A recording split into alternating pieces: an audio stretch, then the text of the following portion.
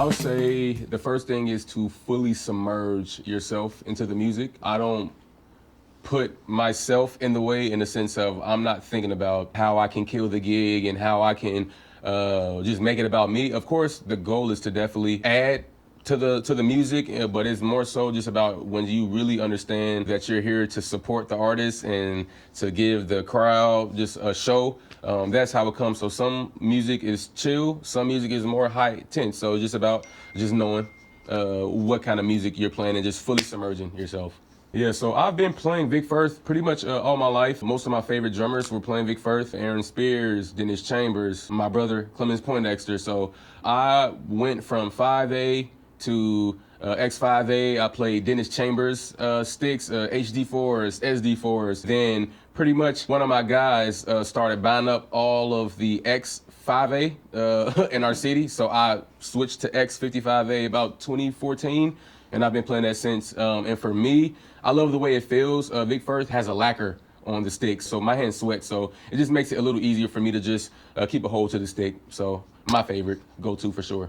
It varies from music to music, but for the most part, I love for my drums to sing. So that's why I stick with more of the Emperors. So I was playing clear Emperors pretty much all my life. And then about 2022, I switched to the Ebony Emperors and Aaron Spears. Rest in peace, man. He played a big influence on my life, and he was one of the main people that were playing the Black Ebony Heads. So, and they sound so good, very controlled tone, bright at the same time, but also warm. Like I said, it just varies gig to gig. Sometimes I need my drums to sing, sometimes I need them to be dead, and so then you can go to the coded Emperor. So, really, just varies. But Emperors, just in general, whether it's coded, clear, ebonies, you'll be good. I tell people all the time, our job as drummers is to keep time, is to literally keep the band together.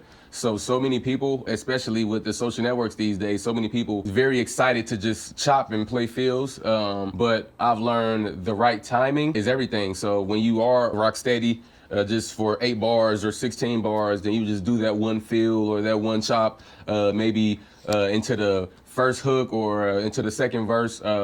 It just adds, it make a difference opposed to me kind of just playing all over it and somewhat being distasteful. So I'll say that's really it. Just keeping the main thing, like I said earlier, removing yourself from the equation. Yes, you're supposed to kill the gig. You're supposed to show up every time.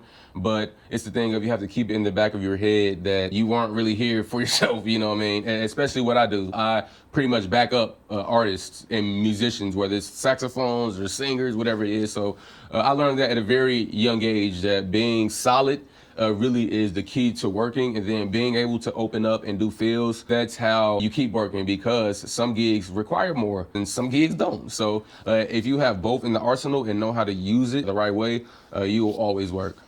Honestly, I would love to put out more music with my friends. Like, I record often, but I mainly back up artists live on tour. So I think really my friends and I, we would love to just give a go at putting out original music. That's like a dream for me. I've been touring now for 10 years. So I've done, I'm not gonna say everything, but I've done quite a lot. So I think the next phase is to focus on myself, my brand, and with my friends. You have to stay encouraged, right? Because especially with social networks, you just see everybody just, and you want to get there quickly.